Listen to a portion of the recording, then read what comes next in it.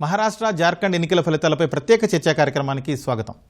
మహారాష్ట్ర ఎన్నికల్లో మహాయుతి కూటమి ఎవరైతే బీజేపీ అలాగే శివసేన ప్లస్ ఎన్సీపీ ఈ కూటమి దూసుకుపోతోంది.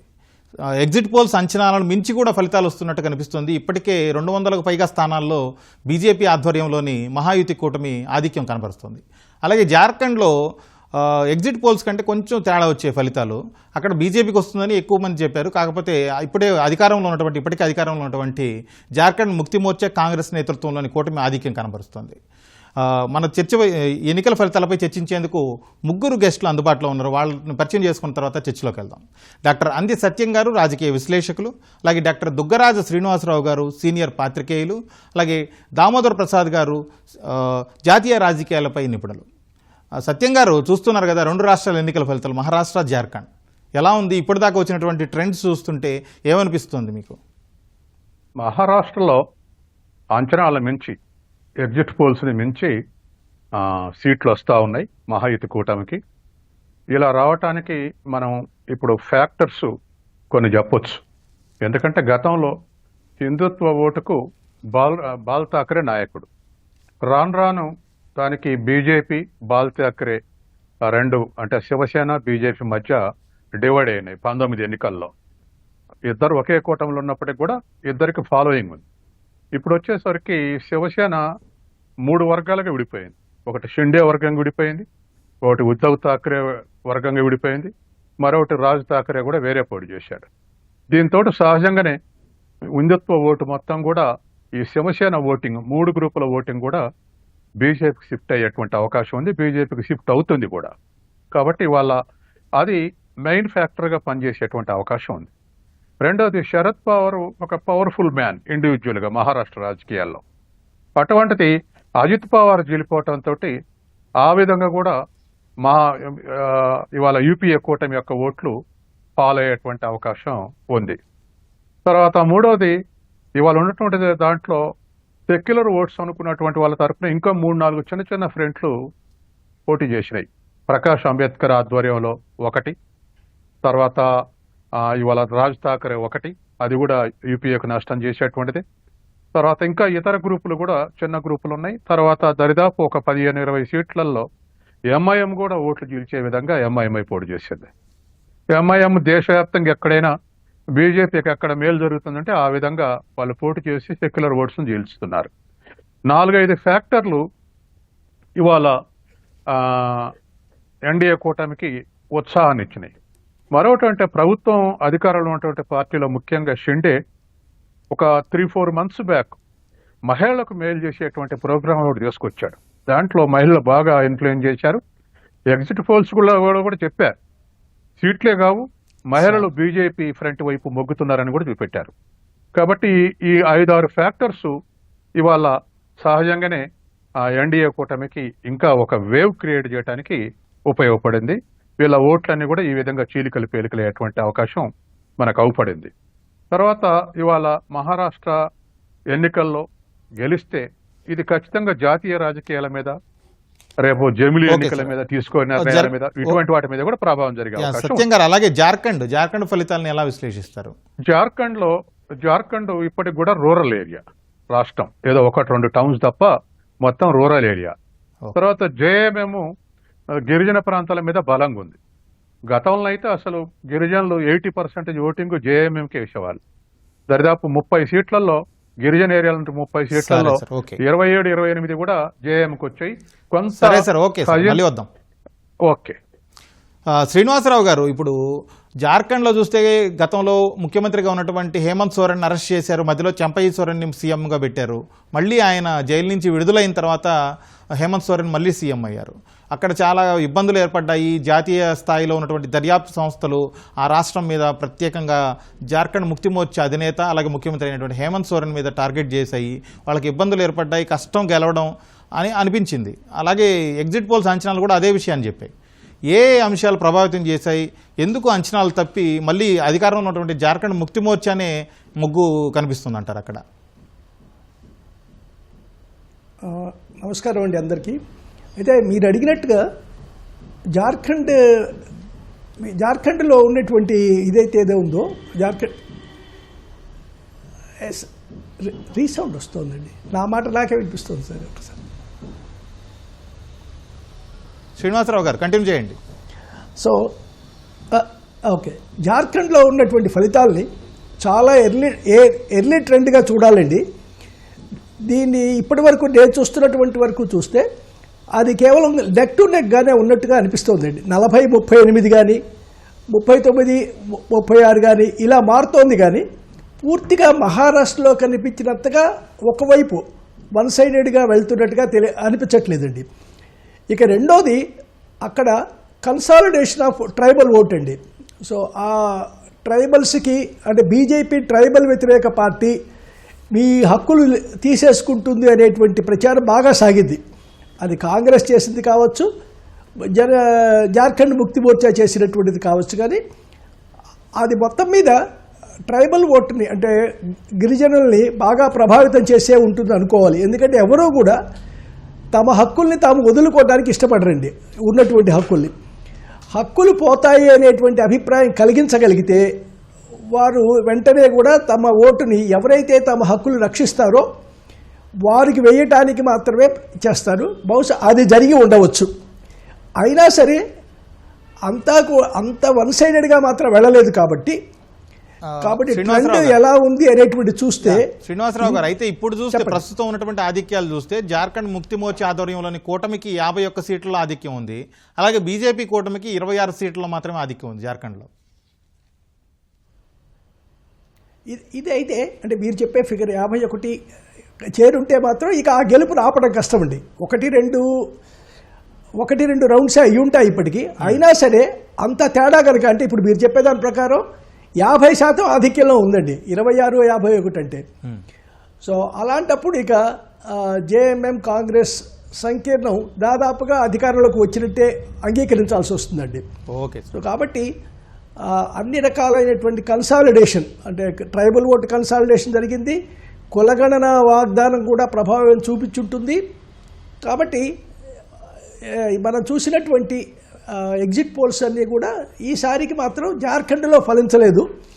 మహారాష్ట్రలోనేమో చెప్పిన దానికన్నా ఎక్కువ ఎన్డీఏ అనుకూలంగా ఉన్నాయి. ఓకే సార్, ఇది కొత్త ట్రెండ్గా కనిపిస్తోందండి. పూర్తిగా వ్యతిరేకంగా రావడం వేరు, ఒక చోట ఫలించడం మరొక చోట ఫలించకపోవడం అనేటువంటి కొత్త ట్రెండ్ అండి. Okay sir. దామోదర్ ప్రసాద్ గారు, ఇప్పుడు మహారాష్ట్రలో చూస్తే ఆల్రెడీ అధికారంలో ఉన్నటువంటి మహాయుతి ఇప్పుడు గతానికంటే ఇంకా చాలా ఎక్కువ ఆధిక్యం సాధిస్తుంది, దూసుకుపోతుంది. అసలు ఒక రకంగా చెప్పాలంటే 217 సీట్లలో ఆధిక్యంలో ఉంది 288లో. ఏంటి ఏ ఫ్యాక్టర్లు వాళ్ళని ఆల్రెడీ అధికారంలో ఉన్న వాళ్ళని ఇంత ఎక్కువ మెజారిటీ సాధించడానికి కారణంగా నిలిచాయంటారు? కారణం ఏమిటంటే ఇప్పుడు మన హర్యానా అసెంబ్లీ ఎన్నికల్లో 10 స్థానాల ఆధిక్యతతో గెలుపొందిన భారతీయ జనతా పార్టీకి కొంత నైతిక స్థైర్యం అయితే ఇచ్చింది. అయితే మహారాష్ట్ర దాదాపు 13 కోట్ల జనాభా కలిగినటువంటి అతి పెద్ద రాష్ట్రము, 48 లోక్సభ స్థానాలు కలిగినటువంటి కీలకమైంది. దాదాపు అనేక భాషల వాళ్ళు, దాదాపు 38 భాషలు మాట్లాడే వాళ్ళు ఈ రాష్ట్రంలో ఉన్నారు. భారతదేశ వైవిధ్యం ఎంత ఉందో మహారాష్ట్రలో మన మినీ భారతదేశంగా భావించవచ్చు, ముంబైతో సహా. అలాంటి చోట్ల జాతీయ పార్టీకి అనుగుణంగా, అధికారంలో పార్టీకి అనుగుణంగా తీర్పు ఇచ్చేటువంటి ఒక ఆలోచన ప్రజల్లో ఉంది. ముఖ్యంగా చూస్తే మనము గతంలో ఉమ్మడి మహారాష్ట్రగా ఉన్నప్పుడైతే సంయుక్త మహారాష్ట్ర, అప్పుడు గుజరాత్ వేరుపడినప్పటికీ కూడా గుజరాతీలు, రాజస్థానీలు, ఇతర ఉత్తరాది వారు హిందుత్వ అంటే కేవలం హిందుత్వాన్ని కాకుండా జాతీయ మనోభావాలను ప్రతిబింబించే పార్టీ ఇప్పుడు భారతీయ జనతా పార్టీయే. లేకుంటే మన దేశంలో మీరు అంటున్నట్టుగా జాతీయ భావాల్ని ప్రతిబింబించే పార్టీ బీజేపీని అని అనుకుంటే, మొన్న లోక్సభ ఎన్నికల్లో చూస్తే కాంగ్రెస్, ఎన్సీపీ వీళ్ళందరూ పర్ఫార్మెన్స్ చాలా బాగుంది, అలాగే యూబీటీ, శివసేన కూడా. కానీ ఇప్పుడు కొన్ని రోజులకే, కేవలం 5 నెలలకే ఈ ఫలితాలు తారుమారు కావడానికి కారణం ఏంటంటారు? కారణం ఏమిటంటే ప్రధానంగా మహిళా ఓటర్లలో దాదాపు 9.7 కోట్ల ఓటర్లు ఉన్నటువంటి మహారాష్ట్రలో, అందులో దాదాపు 4.5 కోట్ల మంది మహిళలు ఓటర్లు ఉన్నారు. వాళ్ళని ఆకర్షించడానికి దాదాపు ఈ మహారాష్ట్ర హర్యానా గెలుపు తర్వాత, ఎందుకంటే సూక్ష్మ స్థాయిలో అంటే పోలింగ్ బూత్ స్థాయిలో లబ్ధిదారులను ముఖ్యంగా గుర్తించి ఈ మహిళలకు ఒక లాడ్లీ బెహన్ ఒక పథకాన్ని ప్రవేశపెట్టి కొన్ని నెలల ముందుగానే వాళ్ళ ఖాతాల్లో నగదు జమ చేయడం ప్రారంభించారు షిండే ప్రభుత్వం. ఎందుకంటే ఇది ముందు జాగ్రత్త. ఇది కాకుండా పోల్ మేనేజ్మెంట్లో భాగంగా బూత్ స్థాయిలో ఆర్ఎస్ఎస్, ఇతర భారతీయ జనతా పార్టీ మాజీలు కూడా కొంతమంది వాళ్ళు పకడ్బందీగా వ్యూహరచన చేసి అక్కడ లబ్ధిదారులు, ప్రభుత్వం నుంచి లబ్ధి పొందిన వాళ్ళు ఎవరో మహిళలే సగం మంది ఉన్నారు. వాళ్ళలో లబ్ధి పొందిన వారిలో సగం మంది వేస్తే తప్పకుండా ఈ బీజేపీ కూటమి గెలుస్తుందనే ధీమాను వాళ్ళు తొలి నుండి వ్యక్తం చేస్తూ వచ్చారు. అది ఆచరణలో చాలా గొప్పగా విజయవంతమైనటువంటి దాఖలాలు ఇప్పుడు మనకు కనిపిస్తూ ఉన్నాయి. ఎందుకంటే ఇప్పుడు మహారాష్ట్ర అనేది ప్రధానంగా 50% సేద్యం పైన ఆధారపడి ఉంది. మరి ఆర్థిక రాజధాని ముంబై ఎక్కడుంది, అనేక కేంద్ర లేదా ప్రైవేటు కార్యాలయాలు కూడా ప్రధానంగా ఉంది. ఆర్థిక శక్తి, చోదక శక్తిగా ముంబై మహానగరం ఉంది. అందులో ముంబై కానీ, థానే, కళ్యాణ్ ఇలాంటి ప్రాంతాల్లో ఒక జాతి అంటే ఈ రెండింజన్ల ప్రభుత్వము అనేటువంటి ఒక నినాదము వాళ్ళని ప్రభావితం చేసిందని చెప్పక తప్ప. ఎందుకంటే మౌలిక సదుపాయాల కల్పన భారతీయ జనతా పార్టీ లేదా ఎన్డీఏ ప్రభుత్వం చేస్తున్నటువంటి ముఖ్యమైనటువంటి కార్యక్రమాల్లో మౌలిక సదుపాయాల అభివృద్ధి అనేది చాలా మందిని, రహదారుల అభివృద్ధి, ఇవన్నీ కూడా వాళ్ళని ఆకర్షించిన విషయం. ఇది ఒక రకంగా చూస్తే మహారాష్ట్ర. Okay sir. సత్యం గారు, ఇప్పుడు జార్ఖండ్లో ఏదైతే ఉందో పూర్తి స్థాయిలో ఆధిక్యం జేఎంఎం నేతృత్వంలోని జేఎంఎం నేతృత్వంలోని కూటమికే వస్తుంది చూస్తుంటే ఫలితాలు. అయితే డబుల్ ఇంజిన్ సర్కార్ అని చెప్పారు బీజేపీ వాళ్ళు. లేకపోతే హర్యానా తర్వాత వాళ్ళకు ఒక నైతిక బలం చేకూరింది, ఖచ్చితంగా వాళ్ళు పట్టు సాధిస్తారని చెప్పారు. అలాగే విశ్లేషణలు కూడా అలాగే సాగాయి. ఇది ఎగ్జిట్ పోల్స్ కూడా అంచనాలు అవే వేశాయి. కానీ అందుకు భిన్నంగా జార్ఖండ్లో పూర్తి స్థాయిలో మెజార్టీ చూపిస్తుంది. ఇప్పటివరకు ఉన్న ఆధిక్యాలు చూస్తే 54 స్థానాల్లో జేఎంఎం కూటమి ఆధిక్యంలో ఉంటే కేవలం 25 చోట్ల మాత్రమే బీజేపీ కూటమి ఉంది. ఏంటి అక్కడ ఏ పరిస్థితులు, ఏ అంశాలు ప్రభావితం చేశాయంటారు? ఒకటండి, ఇప్పుడు గిరిజనులకు జేఎంఎం లీడర్, ఆ జేఎంఎంకు సోరెన్ లీడర్. సోరెన్ని ముఖ్యమంత్రిగా ఉన్నప్పుడు అరెస్ట్ చేశారు. సహజంగానే ముఖ్యమంత్రిని అరెస్ట్ చేసినప్పుడు, మాజీ ముఖ్యమంత్రులైనా ఎల్డర్స్ని అరెస్ట్ చేసినప్పుడు లోకల్ కొంచెం అఫెన్సివ్గా ఫీల్ అయ్యేటువంటి అవకాశం ఉంది. మా లీడర్ని అరెస్ట్ చేశారని. మనం చంద్రబాబు నాయుడుని అరెస్ట్ చేసినప్పుడు చూసాం, ఆ నెగిటివ్ ఫలితం వచ్చింది అరెస్ట్ చేసిన గవర్నమెంట్కు. తర్వాత జగన్ అరెస్ట్ చేశారు, మళ్ళీ జగన్కి కూడా వ్యతిరేక నెగిటివ్ ఫలితం వచ్చింది. అంటే అరెస్ట్ అయిన వాళ్ళకు పాజిటివ్గా ఫలితం వచ్చింది. ఇవాళ సుబీర్ సోరెన్ కూడా అరెస్ట్ చేస్తే మళ్ళీ ఆయనకు కూడా పాజిటివ్ ఫలితం రాబోతుంది, హేమంత్ సోరెన్. కాబట్టి ఈ హేమంత్ సోరెన్ అరెస్ట్ చేయడం అనేది ఖచ్చితంగా కావాలని చేశారని గిరిజనులు భావించేటువంటి అవకాశం ఉంది. సహజంగానే ముఖ్యమంత్రి స్థానంలో ఉన్నటువంటి వ్యక్తిని అరెస్ట్ చేస్తే అన్యాయం, అరెస్ట్ చేసేంత నేరం చేసిరా అనుకునేటువంటి అవకాశం ఉంది. కాబట్టి ఈ ఫ్యాక్టర్ ఒకటి పనిచేసే అవకాశం ఉంది. రెండోది, ఆ ముఖ్యమంత్రి తాత్కాలిక ముఖ్యమంత్రి ఉండి దిగిపోయినటువంటి సోరెన్ పెద్దగా ఓట్లు చేల్చలేదనేటువంటిదే ఇప్పటి వరకు వస్తున్నటువంటి అంచనా. కాబట్టి బీజేపీ ప్రోత్సహించినప్పటికీ, ముఖ్యమంత్రిని చేసినప్పటికీ ప్రజలు మాత్రం హేమంత్ సోరెన్ వైపే ఇవాళ నిలబడ్డటువంటి స్థితి మనకు కనపడుతుంది. రెండవది, సహజంగానే బీహార్లో ప్రతిపక్షాల స్టాండ్ ఎక్కువ ఉన్నది ఓటింగ్. ఉదాహరణకు ఆర్జేడీ తీసుకోండి బీహార్లో, లేకపోతే జేఎంఎం తీసుకోండి, అట్లాగే సిపిఎంఎల్ వాళ్ళకు కూడా చాలా పాకెట్స్లో బలం ఉంది.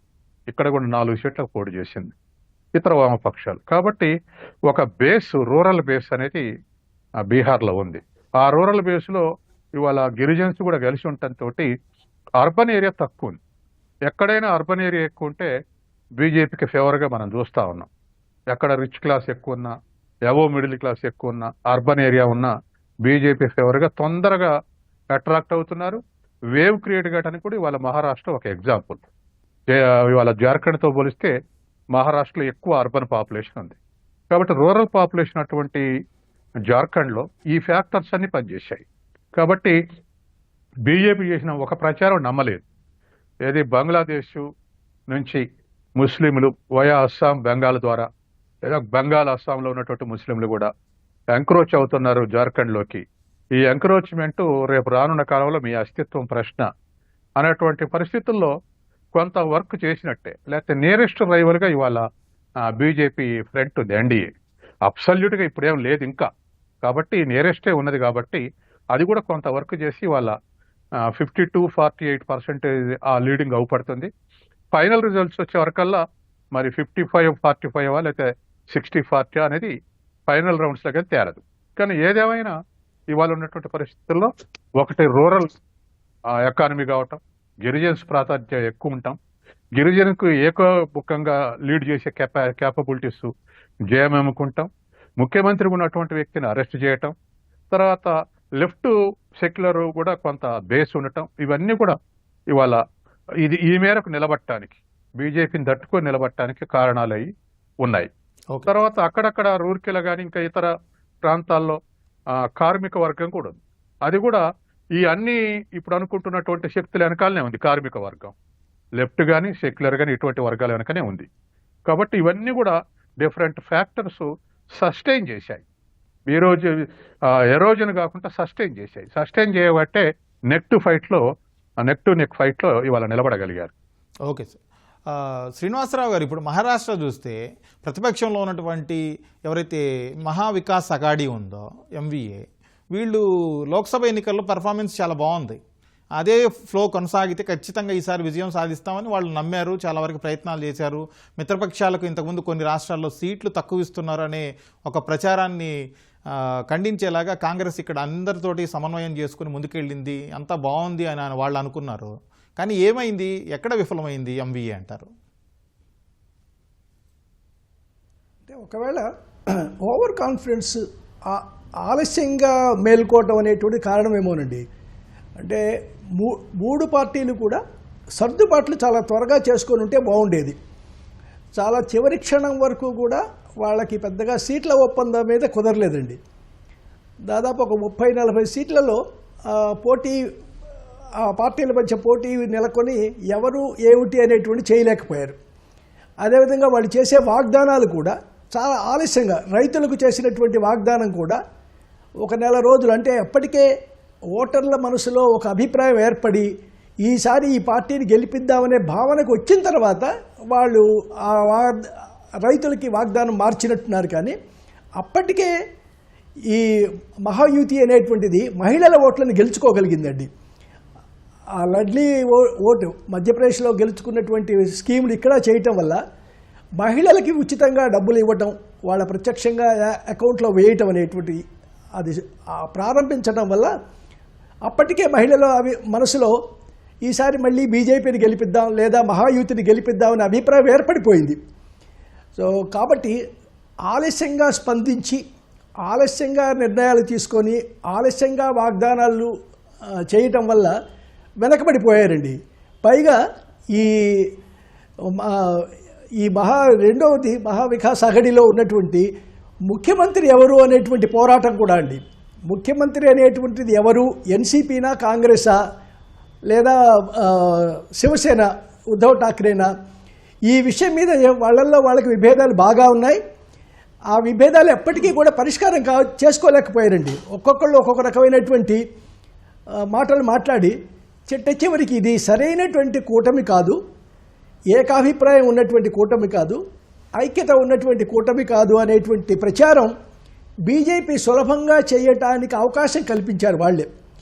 సో ఒక రకంగా ఇది సెల్ఫ్ గోల్ అండి, తమకు తాముగా ఓటమికి దగ్గరగా జరిగారు. రెండోది, బీజేపీకి సహజంగా ఉన్న ఒక లక్షణం ఏమిటంటే తమ తప్పుని, ఎక్కడైతే ఓటమి ఎదురైందో అక్కడ ఓటమిని ఎందుకు ఓడిపోయామనేటువంటిది గుర్తించి దాన్ని చక్కదిద్దుకోవడం అనేది చాలా త్వరగా చేస్తున్నాడు బీజేపీ ప్రతి ఎన్నికలో కూడా. సో లోక్సభలో ఓడిపోయిన తర్వాత పొరపాటు ఎక్కడ జరిగింది, మనం ఏం చేయలేకపోయాం, ఏం చెయ్యాలి అనే నిర్ణయం తీసుకొని లోక్సభ ఎన్నికల్లో వాళ్ళు ఆర్ఎస్ఎస్ కార్యకర్తలు సరిగా వినియోగించుకోలేదండి. ఆర్ఎస్ఎస్ ప్రచారానికి దూరంగా ఉంది అనే అభిప్రాయం ఉంది.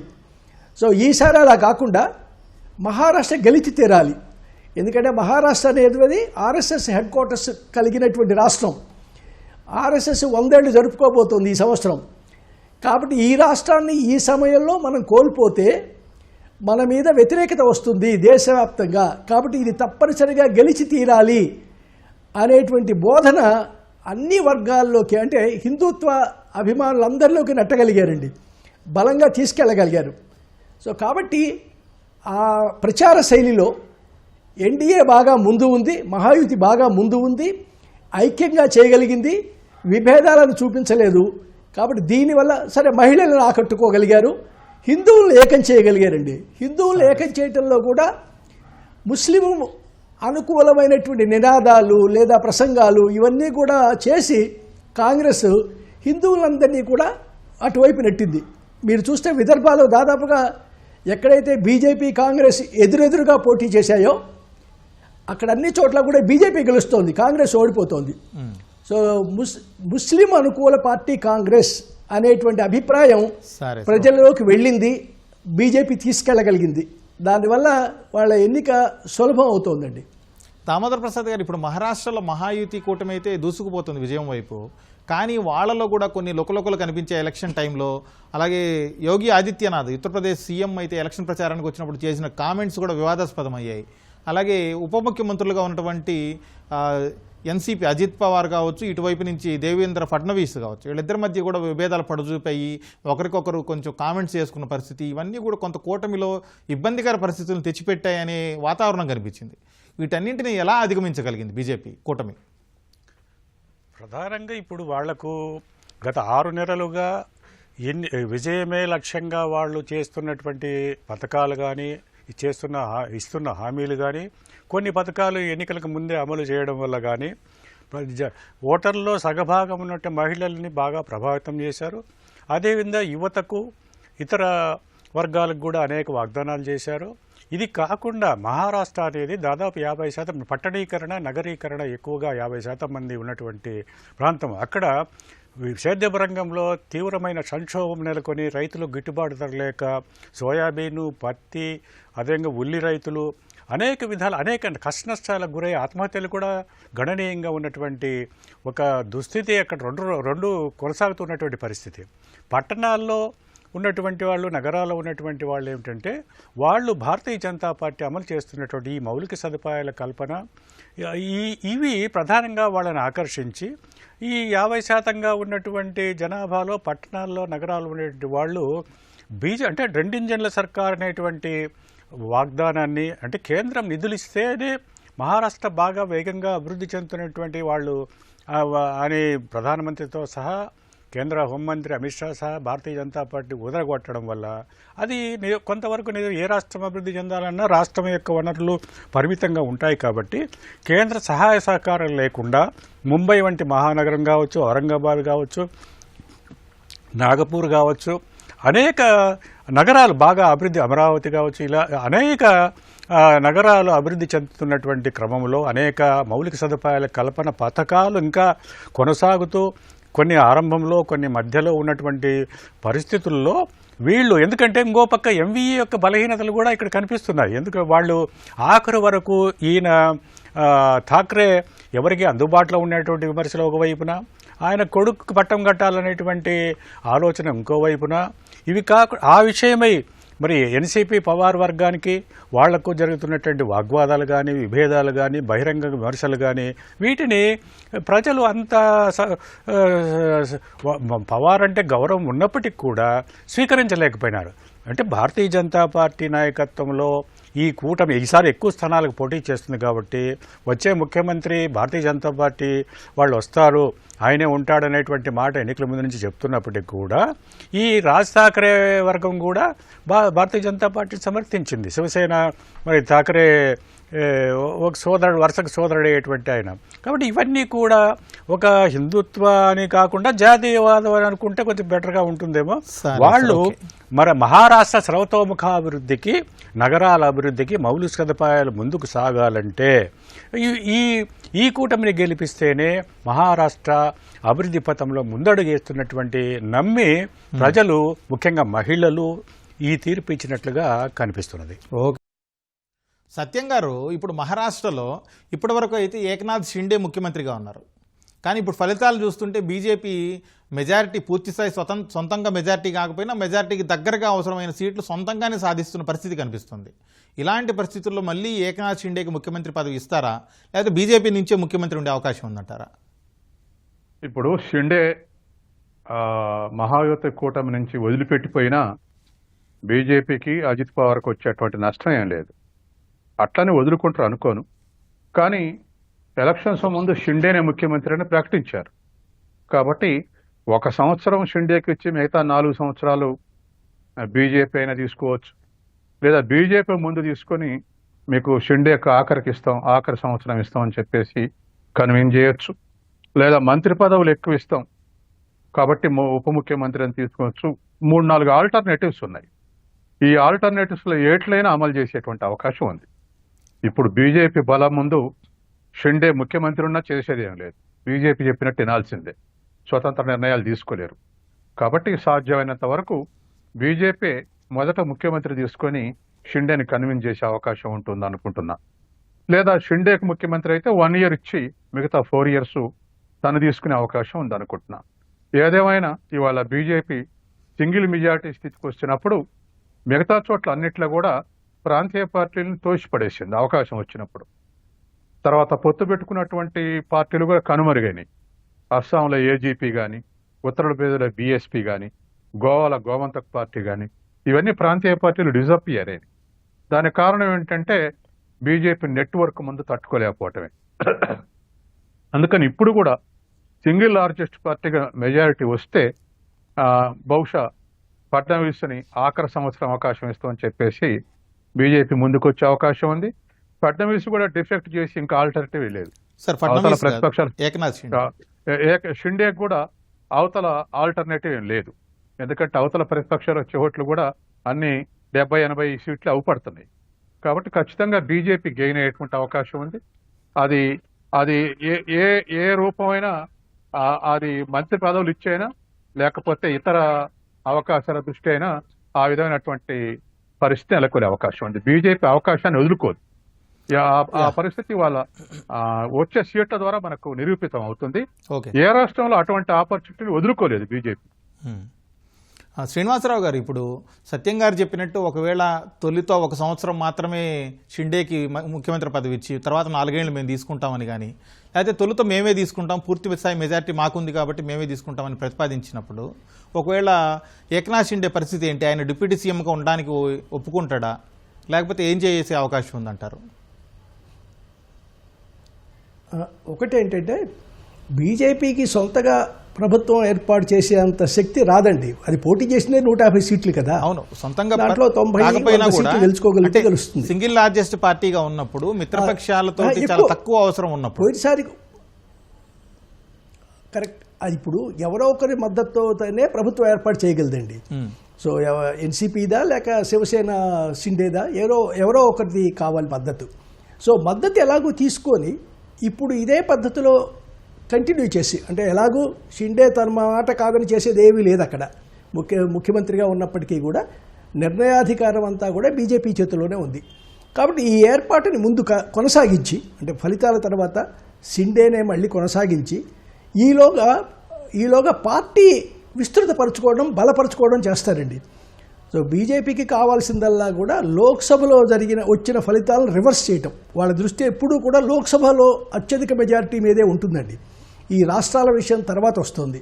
సో మొన్న ఓడిపోవడం అనేటువంటిది వాళ్ళ అహంకారానికి కానివ్వండి, వాళ్ళ బలానికి కానివ్వండి చాలా తగిలిన దెబ్బ ఇది. సో కాబట్టి ప్రస్తుతానికి మళ్ళీ షిండేతో శత్రుత్వం తెచ్చుకొని అతను ఒక ఊరికే సణుగుతూ కూర్చుండే కన్నా అతన్ని కొంతకాలం భరిస్తారు. అది 1 సంవత్సరమా 2 సంవత్సరాల భరించేసి ఎప్పుడైతే అది జమిలీ ఎన్నికలు కానివ్వండి, లేదా నార్మల్గా దశలో జరిగే 2029 ఎలక్షన్లు కానివ్వండి, దానికి ముందుగా మాత్రం తప్పనిసరిగా తమ ముఖ్యమంత్రిని అక్కడ పెట్టుకొని వ్యవహారం నడుపుతారండి. కాబట్టి ప్రస్తుతం అయితే వాళ్ళు మాట ఇచ్చారు కాబట్టి షిండేనే ముఖ్యమంత్రిగా కొనసాగుతాడు అనేటువంటి మాట ఇచ్చారు కాబట్టి దాన్ని నిలబెట్టుకొని 1 లేదా 2 సంవత్సరాల పాటు ఆ ఏర్పాటుని కొనసాగించే అవకాశమే ఉందండి. ఆ తర్వాత ఈలోగా మొత్తం బాగా విస్తరించేసి వీలవుతే ఇతర పార్టీల్లో పనిచేస్తున్నటువంటి నాయకులు ఎవరైతే ఉన్నారో వాళ్ళని కూడా కలుపుకుంటూ మొత్తం మీద మిగతా పార్టీలు బలహీనంగా ఉండేటువంటి ప్రాంతీయ పార్టీలు లేకుండా చేసి, ఇప్పుడు ఈ ఎన్నికలో ఓడిపోయిన తర్వాత ఇక విస్తృతంగా తిరిగేంత శక్తి శరద్ పవార్కి ఉండదండి, వయస్సు రీత్యా, పైగా ఆరోగ్య రీత్యా. కాబట్టి అప్పుడు ఇక ఎన్సీపీ ఆ వింగులో ఉన్న వాళ్ళని ఇటు నుంచి తీసుకురావటం, శివసేనని బలహీనపరచడం, ఈ మిగతా పార్టీలను బలహీనపరచడం అనే దాని మీద ప్రాథమికంగా దృష్టి పెడుతుందండి బీజేపీ. ఎందుకంటే వాళ్ళది ఎప్పుడు కూడా దీర్ఘకాలికమైనటువంటి ప్రణాళిక. సో ప్రస్తుతం అధికారం తమ చేతిలో, ముఖ్యమంత్రి తమవాడు కాకపోయినా అధికారం వాళ్ళదే. సో కేంద్రంలో వాళ్ళు ఉన్నారు కాబట్టి వచ్చే లోక్సభ ఎన్నికల్లో ఎన్ని ఎక్కువ సీట్లు గెలవగలము అనేటువంటి దాని మీదే వాళ్ళ దృష్టి ఉంటుంది. కాబట్టి ప్రస్తుతం హాయిగా నడుస్తున్నటువంటి ఈ ఏర్పాటుని ఏమాత్రం కదిలించి, అంటే హాయిగా వెళ్తున్న బోటుకి వీళ్ళంతటి వీళ్ళు పెద్దగా తుఫాన్లో తెచ్చుకుండే అవకాశం మాత్రం లేదండి. కాబట్టి వచ్చే ఎన్నికల ముందుకు మాత్రం తప్పనిసరిగా బీజేపీ ముఖ్యమంత్రి వచ్చేస్తాడు. అప్పటి వరకు షిండేని జాగ్రత్తగా చూసుకొని అటు ఇటు పోకుండా తమ గుప్పిట్లోనే ఉంచుకుంటూ అవసరమైతే తమ పార్టీలో కలిసిపోమని కూడా ప్రోత్సహించే అవకాశం కూడా లేకపోలేదండి. దామోదర్ ప్రసాద్ గారు, ఇప్పుడు మహారాష్ట్రలో లోక్సభ ఎన్నికలు గత 5 నెలల కిందట జరిగినటువంటి లోక్సభ ఎన్నికల్లో షిండే ఆధ్వర్యంలోని శివసేన కావచ్చు, అలాగే అజిత్ పవార్ నేతృత్వంలోని ఎన్సీపీ, వీళ్ళిద్దరి పర్ఫార్మెన్స్ చాలా దారుణంగా ఉంది. అలాంటిది కేవలం 5 నెలల్లోనే ఎట్లా పురోగతి సాధించగలిగారు, ఏ విధంగా విజయం వైపు పయనించగలిగారంటారు? వీళ్ళు కొంత హర్యానాలో జాగ్రత్త పడినట్లుగానే ప్రత్యర్థి శిబిరంలోని బలహీనతలను ఉపయోగించుకొని తాము ఏ విధంగా విజయం సాధించాలనే వ్యూహాన్ని భారతీయ జనతా పార్టీ, అదేవిధంగా వీళ్ళు కూడా షిండేకి కూడా ఒక జీవనమరణ సమస్య, ఓడిపోతే ఇంకా రాజకీయ సన్యాసమో మరొకటో అనేటువంటి పరిస్థితి షిండేకి ఉంటుంది. షిండే వాస్తవిక రాజకీయవాది. ఎందుకంటే శివసేన లాంటి బలమైనటువంటి ఇంకో మేమే అసలైన హిందుత్వాలను చెప్పుకునేటువంటి బాల్ ఠాకరే గట్టి పట్టున్నటువంటి ముంబైలో మరి వాళ్ళ కుటుంబాన్ని కాదని ధిక్కరించి ఆ పార్టీని చీల్చి 40 మందితో భారతీయ జనతా పార్టీతో జట్టు కట్టి ముఖ్యమంత్రిగా పదవి స్వీకారం చేసిన తర్వాత ఆయన చేసిన అనేక వర్గాలను ఆకట్టుకోవడానికి ఆయన కూడా చాలా పథకాలు హామీలు ఇచ్చి అమలు చేశాడు. మరాఠా రిజర్వేషన్లకు కూడా కొంత తాత్కాలికంగా ఉపశమింపజేశాడు. ముఖ్యంగా భారతీయ జనతా పార్టీ పట్ల మైనారిటీలు అనేవాళ్ళు కొంత వైముఖ్యంగా ఉన్నప్పటికీ కూడా అక్కడ షిండే మాత్రము మైనారిటీలని ఆకర్షించడానికి కూడా మదరసాలలోనూ ఇతరత్రా పనిచేసేటువంటి టీచర్లకు వేతనాలు దాదాపు 4 రెట్లు పెంచినటువంటి పరిస్థితి కనిపిస్తుంది. వాళ్ళకు కూడా తాము అధికారంలోకి వస్తే వివక్ష ఉండబోదని, తమ ప్రభుత్వము అన్ని వర్గాలకు సబ్కా సాత్ సబ్కా వికాస్ సబ్కా విశ్వాస్ అనేటువంటి దీన్ని ఆచరణలో అమలు చేస్తామనేటువంటి చెప్పడం ద్వారా కొంతమేరకు మైనారిటీల ఓట్లు కూడా మామూలుగా అక్కడ మరాఠాలు, ముస్లింలు, దళితులు వీళ్ళంతా కూడా బాగా ఓట్లు వేసి ఉంటే ఎంఈఏకి ఒక మెజారిటీ రావాల్సి ఉండే. కానీ మరాఠ్వాడలో కానీ మరి విదర్భలో కానీ వాళ్ళు తగినంత ప్రభావం చూపలేనటువంటి పరిస్థితి ఈ ఎన్నికల్లో విఫలమైనటువంటి పరిస్థితి స్పష్టంగా కనిపిస్తుంది అక్కడ కూడా. ఎందుకంటే ఉత్తర మహారాష్ట్రలో కానీ ఈ బొంబాయి, థానే, కళ్యాణ్ ఇలాంటి ప్రాంతాల్లో కానీ అక్కడ భారతీయ జనతా పార్టీ వైపు మొగ్గు చూపే ఓటర్లు మధ్యతరగతి వర్గాల వాళ్ళు, ఇంకా అనేక కోటి ఆశలతో వాళ్ళు ఉన్నారు. ఇంకా ఆ ఆశలను నెరవేర్చాలంటే, మరి నగరాలు మరింత సుందరవంతం కావాలంటే, మౌలిక సదుపాయాలు అభివృద్ధి చెందాలంటే, ప్రజా జీవనాల్లో వికాసం జరగాలంటే అది కేంద్ర సహాయం అవసరమైనటువంటి వాస్తవాన్ని వాళ్ళు గుర్తించినారు పట్టణ ఓటర్లు. మరి అదేవిధంగా ఇతర రాజకీయ పక్షాలు కూడా శివసేన చీలిక వర్గం కావచ్చు. మరి షిండే ముఖ్యంగా తను చాలా రాటుదేలినవాడుగా కనిపిస్తున్నాడు. శివసేనను చీల్చి తాను పైచేయి సాధించి ఆ విధంగా నెగ్గుకొచ్చేటటువంటి షిండే ఇతర వర్గాలను కూడా ఆకట్టుకోవడానికి చేసింది భారతీయ జనతా పార్టీ కూడా. ఇది ఎందుకంటే ఇక్కడ మహారాష్ట్రలో బలహీన పడితే, ఓడిపోతే రేపు రానున్న లోక్సభ ఎన్నికల్లో కానీ రాజకీయంగా ఒక నైతిక స్థైర్యాన్ని భారతీయ జనతా పార్టీ కోల్పోతుంది. ఆ విధంగా తదుపరి జరిగేటువంటి ఉత్తరప్రదేశ్, బీహార్ ఎన్నికలు, బీహార్ కూడా ఒక పెద్ద 12 కోట్ల పైగా జనాభా పెద్ద రాష్ట్రం. అదేవిధంగా ఢిల్లీ తదితర రాష్ట్రాల్లో ఎన్నికలు ఉన్నాయి. మరి తమిళనాడులో ఎట్లాగో భారతీయ జనతా పార్టీ రాదు, కానీ ఎవరితో జట్టు కట్టినా ఒక జూనియర్ భాగస్వామి. కాబట్టి ఆ వాస్తవాల్ని గుర్తించి ఒక ఆచరణాత్మకమైనటువంటి పథకాలను అమలు చేసి మరిన్ని తామధికారంలోకి వస్తే ప్రజల యొక్క సంక్షేమానికి, అభివృద్ధికి కృషి చేస్తాము, మహారాష్ట్రను అన్ని రంగాలను అగ్రభాగాన్ని నిలుపుతామనేటువంటి నమ్మకాన్ని భారతీయ జనతా పార్టీ కూటమి, ఆ పార్టీ శివసేన కావచ్చు లేదా అజిత్ పవార్ వర్గం కలిగించగలిగినారు. అందువలనే ప్రజలు బహుళంగా వారి వైపు మొగ్గు చూపి ఇంత భారీ మెజారిటీ కట్టబెట్టినట్లుగా కనిపిస్తున్నది. సత్యం గారు, ఇప్పుడు మహారాష్ట్రలో మరాఠా రిజర్వేషన్ అంశం ఇది కూడా ఎన్నికల ముందు బాగా హాట్ టాపిక్గా మారింది. ఇప్పుడు ఈ మహారాష్ట్రలో మరాఠా రిజర్వేషన్ అంశం అనేది ఏ పార్టీకి లాభించింది, ఏ పార్టీకి నష్టం చేసింది, అసలు ఎన్నికల మీద ఎంత స్థాయి ప్రభావం చూపించింది అంటారు? వాస్తవానికి అది ప్రభావం లేదండి. మరాఠా రిజర్వేషన్స్ మీద ఎన్డీఏ కూటమి న్యూట్రల్గా ఉంది, పెద్దగా దాని వైపు మొగ్గలే, అట్లని వ్యతిరేకించలే. కాబట్టి కాంగ్రెస్ కూటమి క్లియర్గా మేము రిజర్వేషన్స్ మేము వస్తే రిజర్వేషన్ చేస్తామనేటువంటి వాగ్దానం చేసింది. కాబట్టి మరాఠా మొగ్గటం వల్ల లేదా రిజర్వేషన్స్ అనేటువంటి అంశం ఇన్ఫ్లుయెన్స్ చేయటం ద్వారా ఎన్డీఏ కూటమికి మెజారిటీ రాలేదు, వాళ్ళు న్యూట్రల్గానే ఉన్నారు. ఇది ఒక అంశం. రెండవది, ఒక విషయం మనం వదిలేస్తున్నాం. హర్యానా ఎలక్షన్స్ జరిగేటప్పుడే మోడీ విస్తృతంగా మహారాష్ట్ర పర్యటన చేసి 45,000 కోట్ల పథకాలు ప్రారంభించిండు, దరిదాపు 6,00,000 కోట్ల పథకాలు ప్రారంభించిండు. మా ప్రభుత్వం అధికారంలోకి వస్తే ఇదే కొనసాగుతుంది, ఇదే సహాయం కొనసాగుతుంది అని చెప్పేసి చాలా మహారాష్ట్ర ప్రాంతాల్లో కన్విన్స్ చేయగలిగాడు. ఆ ఫ్యాక్టర్ కూడా ఇవాళ పనిచేసింది, మనం అనుకునేటువంటి ఫ్యాక్టర్స్ కాక. తర్వాత రెండవది, కాంగ్రెస్ ఉన్నటువంటి పరిస్థితి పోల్ మేనేజ్మెంట్లో ఇవాళ ఆర్ఎస్ఎస్ అనేది పెద్ద అసెట్ బీజేపీకి. వాళ్ళు మిగతా వాళ్ళందరూ స్కీముల గురించి లేకపోతే రాజకీయాల గురించి చెప్తే వాళ్ళు సెక్యూరిటీ మాది, ఇంటికెళ్ళి ఒక పథకం అమలు దాని లాభం చెప్పి భవిష్యత్తులో కూడా మీ కుటుంబానికి వస్తే నన్ను సంప్రదించండి అని చెప్పేసి ఇండివిజువల్గా రెస్పాన్సిబిలిటీ తీసుకునేటువంటి ఒక ప్రోగ్రామ్ని ఆర్ఎస్ఎస్ ప్రతి రాష్ట్రంలో అమలు చేస్తుంది. కాబట్టి అది బాగా ఇవాళ అందులో నాగ్పూర్లో హెడ్ క్వార్టర్స్ ఉన్నాయి, ఆర్ఎస్ఎస్ హెడ్ క్వార్టర్స్ మహారాష్ట్రలో. తర్వాత బీజేపీకి ఆర్ఎస్ఎస్కి విభేదం లేదాడ. కాబట్టి ఆర్ఎస్ఎస్ ఆ విధంగా ప్రతి ఇంటిని కన్విన్స్ చేయగలిగింది. ఎవరైనా మనం చూస్తూ ఉంటాం, ట్రేడ్ యూనియన్లు ఒక చేతుల్లో ఉంటాయి, వాళ్ళ ఇండ్లునే దగ్గర ఇంకొక పార్టీకి ఓట్లు వేస్తుంటారు. ఎందుకని ట్రేడ్ యూనియన్ కంపెనీలో ఉన్నటువంటి ఆర్గనైజేషన్ కేరు అంటే ఇంటి దగ్గర ఉండేటువంటి ఆర్గనైజర్లు కుటుంబానికి సెక్యూరిటీ, తర్వాత కుటుంబానికి వెల్ఫేర్ చూస్తారనేటువంటి కాన్ఫిడెన్స్ ఉంటుంది ఫ్యామిలీకి. ఇట్లా ఇండివిజువల్గా ఆర్ఎస్ఎస్ వర్కర్స్ అటువంటి హామీ ఇవ్వగలుగుతున్నారు, వాళ్ళని ఒప్పించగలుగుతున్నారు. అది కూడా చాలా ఎక్కువ ఇవాళ పనిచేస్తుంది. తర్వాత మూడో అంశం, ఇదివరకు ఆర్ఎస్ఎస్ అంటే మగవాళ్లే పోతారనుకుంటుంది. ఇప్పుడు ఆర్ఎస్ఎస్ సబ్సిడరీ ఆర్గనైజేషన్గా మహిళలు కూడా ముందుండి పనిచేస్తున్నారు. ఇవన్నీ కూడా ఇవాళ మహారాష్ట్రలో, మిగతా రాష్ట్రాల్లో ఏమైనా లోపం జరుగుతాం కానీ మహారాష్ట్రలో ఆ లోపం జరిగే అవకాశం లేదు బీజేపీ కూటమికి. కాబట్టి ఇవన్నీ కూడా ఫేవరబుల్గా మార్చినాయి. మెయిన్ ఫ్యాక్టర్ మాత్రం నేను అనుకోవటం అన్నిటికన్నా నెంబర్ 1 ఫ్యాక్టర్ మాత్రం హిందూ ఓటర్ని మొత్తాన్ని కూడా వన్ సైడ్ మొబిలైజ్ చేయగలిగింది బీజేపీ. దానికి కారణం శివసేనలో వచ్చినటువంటి 3 చీలికలే. ఈ 3 చీలికలు దానికి ఇంకా ఎక్కువ నమ్మకం కలిగించాయి. కాబట్టి భవిష్యత్తులో రాజకీయ ప్రాధాన్యం ఇప్పుడు గెలవగానే పార్లమెంట్ ఎలక్షన్స్ లేకపోతే ఇంకోటో లేదు, కానీ ఇది పొలిటికల్ విన్ అంటా నేను. అంటే రాజకీయ విజయం, దాంట్లో రాష్ట్ర ప్రభుత్వం వస్తుందా లేదా కాదు.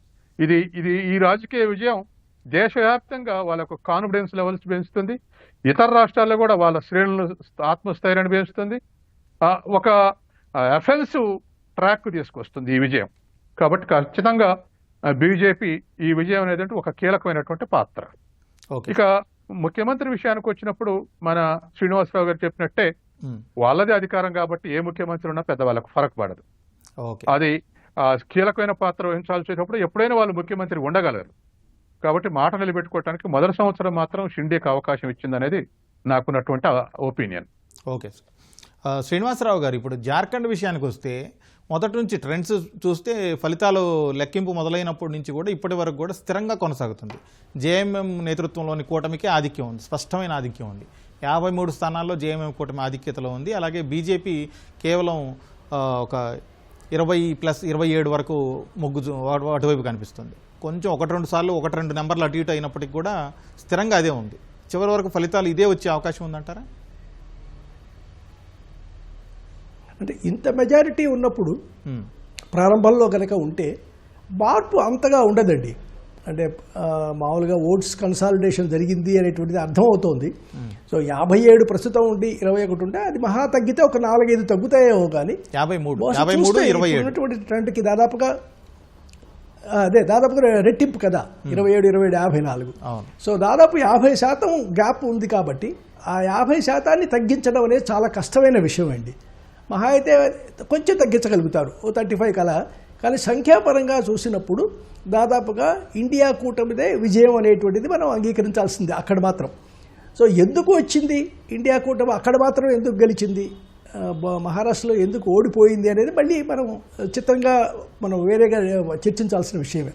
సో ఆ ప్రాంతంలో ఉన్నటువంటి గ్రామీణ ప్రాంతాల్లో ఒకటి ఏంటంటే అండి, అక్కడ బాగా ప్రకృతి వనరులు బాగా ఉన్నటువంటి ప్రదేశం జార్ఖండ్, కానీ పేదరికం బాగా ఉన్నటువంటి దేశం రాష్ట్రం. అక్కడ జేఎంఎం వాళ్ళు చేసినటువంటి ఒక ప్రచారం బహుశా గిరిజనులని కానీ పేద వర్గాలని కానీ ఆకట్టుకొని ఉంటుందండి. ఏమిటి అంటే, మీ ప్రకృతి వనరులన్నీ కూడా బడా బడా కంపెనీలకు ఒప్పజెప్పడానికే బీజేపీ ఇక్కడికి వస్తోంది. వాళ్ళు రాగానే అదాని లేదా ఇంకా అంబానీ లాంటి పెద్ద పెద్ద పారిశ్రామికవేత్తలను తీసుకొచ్చి మన ప్రకృతి వనరులను కొల్లగొట్టి మిగతా దేశానికి పంచడానికి ప్రయత్నం జరుగుతుంది. మన సంపదని మిగతా రాష్ట్రాలకు తీసుకెళ్లే వ్యాపారస్తులకు అప్పచెప్పబోతున్నారు.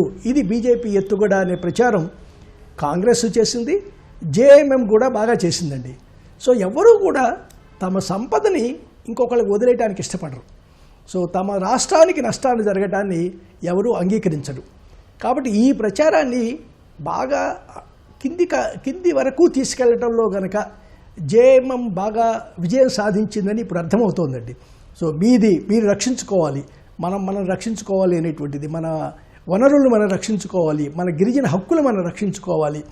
సో కాబట్టి రిజర్వేషన్ల విషయం ఒకటి, అంటే రిజర్వేషన్లు వస్తే మేము 50% మేము అధికారంలోకి వస్తే రేపు ఎప్పుడో కేంద్రంలో రిజర్వేషన్లు పెంచుతామనేటువంటిది, కులగణన ప్లస్ మీ మీదికి వస్తున్నటువంటి పెట్టుబడిదారీ శక్తుల్ని మేమైతేనే అడ్డుకోగలం అనే ధీమా ఇవ్వటం అనేటువంటిది అది కాంగ్రెస్ కానీ జేఎంఎం కానీ ఎఫెక్టివ్గా చేయగలిగింది కాబట్టి, ప్రభావం చూపగలిగింది కాబట్టి బహుశా అక్కడ ఈసారికి అక్కడ వాళ్ళ అధికారం కొనసాగింపుకి ఓటర్లు అంగీకరించారండి. కాబట్టి రెండోసారి మళ్ళీ అదే పార్టీ అదే కూటమి రావటం అనేటువంటిది జార్ఖండ్ వరకు సంబంధించినంత వరకు అది గొప్ప విశేషమేనండి అది ఇక్కడ.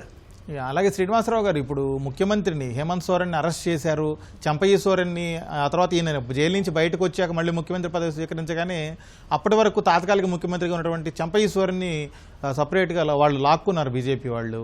అయినప్పటికీ ఎందుకు ప్రభావితం చూపించలేకపోయారంటారు? ఇదేనండి, ఇప్పుడు నిజానికి ఇవి రాజకీయ ఎత్తుగడలు. ఇవి ఒక ముఖ్యమంత్రిని అరెస్ట్ చేయటం, ఇంకొక వ్యక్తిని ముఖ్యమంత్రి చేయటం, ఆ ముఖ్యమంత్రి చేయడం వాళ్ళే చేసుకున్నారు. యాక్చువల్ జేఎంఎంఏ చేసుకుంది, దాంట్లో బీజేపీ ప్రమేయం ఉందనుకోను. కానీ ఎప్పుడైతే ఆయన మళ్ళీ ఆ ముఖ్యమంత్రి పదవి పోయిందో ఆయన బయటకు వచ్చి బీజేపీలో చేరారు. సో కాబట్టి ఇది ఒక రకంగా మన గిరిజన తెగల్లో విభేదాలు సృష్టిస్తున్నారు, మనల్ని విడగొడుతున్నారు. సో మనలో మనకు చిచ్చు పెట్టేసి వాళ్ళు వచ్చేసి ఇక్కడ పాతుకుపోవాలని చూస్తున్నారు అనేటువంటిది, బయటి వాళ్ళని తీసుకొచ్చి ఇక్కడ పాతుకుపోవాలని చూసుకుంటున్నారు అనేటువంటిది. సరే సార్, ఎన్నికల ఫలితాలపై ప్రత్యేక చర్చలో ఇప్పుడు విరామం.